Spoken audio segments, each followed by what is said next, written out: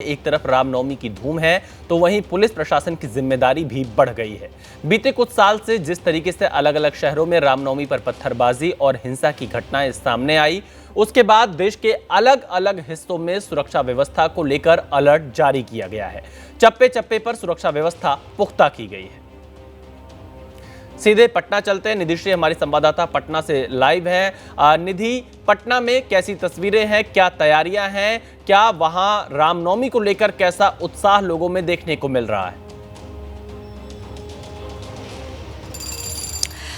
विशाल, सबसे पहले चूंकि डाक बंगला पर मैं मौजूद हूँ, सुरक्षा के क्या इंतजामात हैं और क्या क्या एहतियातन ट्रैफिक व्यवस्था में चेंजेस किए गए हैं ये दिखाना ज़रूरी हो जाता है। और ये मंच आपको सबसे पहले दिखाना चाहूँगी। ये मंच बनकर तैयार है और चूंकि जो शोभा यात्रा अलग अलग पटना के इलाकों से गुजरेगी वो इसी रास्ते से आगे महावीर मंदिर की तरफ जाएगी। और ऐसे में इस मंच पर तमाम वो बड़े चेहरे राजनीतिक दलों के मौजूद होंगे जो इस शोभा यात्रा का हिस्सा बनेंगे, जिसमें खुद सीएम नीतीश कुमार से लेकर राज्यपाल आरिफ मोहम्मद खान और बीजेपी के बड़े चेहरे जो सरकार में मंत्री हैं, सांसद हैं, सभी इसी मंच पर होंगे। और ऐसे में एहतियातन यहाँ पर जो सुरक्षा के इंतजामात हैं वो मैं आपको दिखाना चाहूँगी। पूरी तरह से डाक बंगला को जो है वो बैरिकेड कर दिया गया है और आपको पुलिस बल यहाँ नजर आएंगे। चूंकि शोभा यात्रा थोड़ी देर बाद यानी दोपहर 3 से 4 बजे के करीब अलग अलग हिस्सों से निकलेगी और ऐसे में यहाँ पर जो ट्रैफिक व्यवस्था है वो अलग चेंजेस कर दिए गए हैं रूट्स में। और अगर मैं आपको चलते हुए दिखाऊं तो डाक बंगला पे आपको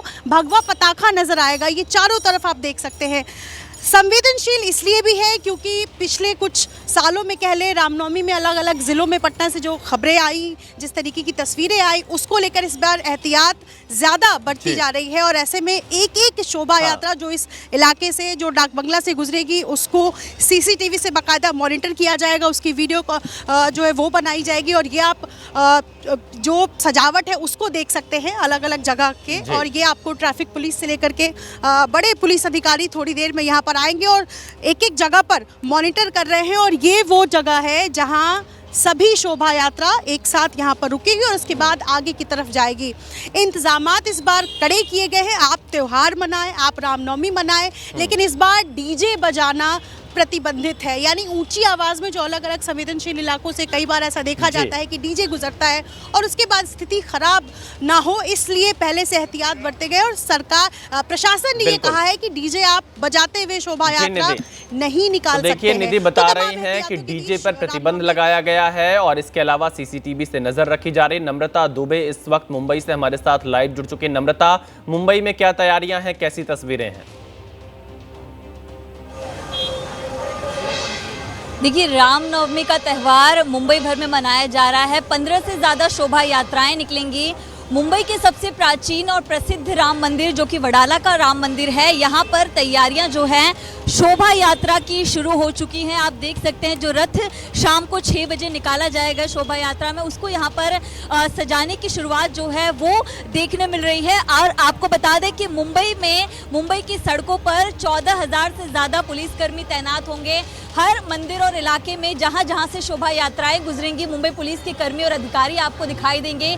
ये जो फिलहाल सड़क है इसको शाम 4 बजे के लिए बंद कर दिया जाएगा। और ये प्राचीन राम मंदिर है तो तमाम जो शोभा यात्राएं निकलती हैं वो यहाँ से श्री राम को नतमस्तक करते हुए जाती हैं। तो तैयारियां जो हैं वो पूरी हैं। लेकिन हाल ही में जो मलाड में, नागपुर में जिस तरह की घटनाएं हुई, उसके बाद महाराष्ट्र पुलिस अलर्ट पर है और ऐसे में चप्पे चप्पे पर मुंबई पुलिस के कर्मी तैनात हैं। मुंबई पुलिस के अलावा जो मंदिर ट्रस्ट है, मंदिर के पुजारी हैं, उनको भी पुलिस की तरफ से, प्रशासन की तरफ से जानकारी दी है कि कोई भी आपको कुछ भी संदिग्ध लगे तो सबसे पहले पुलिस को सूचित करें। इसके अलावा 500 से ज़्यादा जो ड्रोन हैं वो पूरे मुंबई में उड़ाए जाएंगे ताकि हर इलाके की निगरानी जो है वो रखी जाए। तो ये रथ जो है वो फिलहाल तैयार किया जा रहा है। शोभा यात्रा की शुरुआत होगी और आपको बता दें कि मुंबई में अधिकतर जो शोभा यात्रा है वो शाम को 4 बजे के बाद से शुरू होंगे। महाराष्ट्र के जो कई इलाके हैं, कोल्हापुर, पुणे, नागपुर, वहां पर शोभा यात्राओं की शुरुआत हो चुकी है। तो ट्रैफिक रूट और सब कुछ जो है वो पुलिस की तरफ से तैयार कर दिया गया है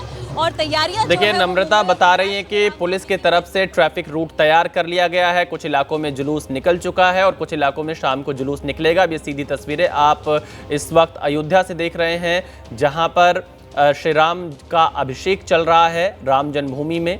ये तस्वीरें आप देख रहे हैं इस वक्त भगवान श्री राम के मंदिर से। ये रामलला की मूर्ति है। 22 जनवरी 2024 को जब रामलला की प्राण प्रतिष्ठा की गई थी, उसके बाद से ही यहाँ पर ये बड़ी संख्या में श्रद्धालुओं के पहुँचने का सिलसिला जारी है और इस वक्त भगवान श्री राम का अब अभिषेक चल रहा है। पूरे विधि विधान के साथ पूजा अर्चना की जा रही है। विवेक राय हमारे संवाददाता लखनऊ से हमारे साथ लाइव जुड़े हुए हैं। विवेक, क्योंकि पूरे उत्तर प्रदेश में हाई अलर्ट किया गया है, 36 जिलों में हाई अलर्ट किया गया रामनवमी को लेकर, और अयोध्या से लेकर अलग अलग जो संवेदनशील जिले हैं वहां पर पुलिस प्रशासन की तरफ से क्या तैयारियां की गई हैं? बिल्कुल, आपको बता दूं पूरे उत्तर प्रदेश में अलर्ट हैं। 36 वो जिले जो कहीं ना कहीं संवेदनशील हैं उनमें हाई अलर्ट रखा गया है और इन अलग अलग जिलों में उनके जो कप्तान हैं उनको डीजीपी की तरफ से सख्त निर्देश दिए गए हैं कि जो संवेदनशील इलाके हैं वहाँ पर सही तरीके से जो तैयारियां हैं वो कर ली जाएं। पीस कमेटी की बैठकें पहले ही हो चुकी थी और आज जो जुलूस निकल रहे हैं वो जुलूस शांतिपूर्वक निकले, उसमें किसी तरह की कोई दिक्कतें ना हो, इसको लेकर के तैयारियां जो हैं वो कर ली गई हैं। अलग अलग जगहों पर तो जुलूस निकलने हैं। लखनऊ की बात करें तो लखनऊ में भी 7 जुलूस आज निकलने हैं। अभी थोड़ी देर पहले हजरतगंज चौराहे से ही जो तमाम जो पुलिस के फोर्स थे वो अलग अलग जगहों पर यहाँ पर फ्लैग मार्च करने के साथ ही साथ जो लेपर्ड व्हीकल्स हैं उनसे अलग अलग जगहों पर पुलिस जो है वो अब यहाँ पर लगातार मूवमेंट पे है, जिससे किसी तरीके की कोई जो है अप्रिय स्थिति ना देखने को मिले और इसी कारण इस तरीके की जो तैयारियां वो की गई हैं। सोशल मीडिया पर जो निगरानी है वो जो है रखी जा रही है, उसको लेकर के एक विशेष टीम बनाई गई है।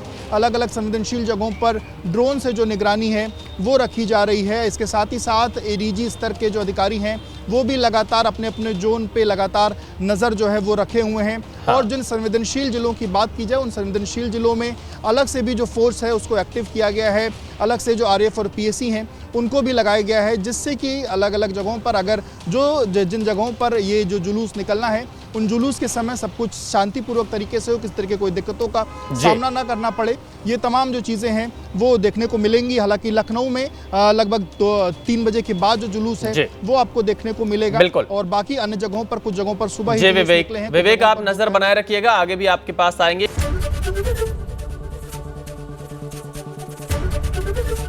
एबीपी गंगा, खबर आपकी, जुबान आपकी।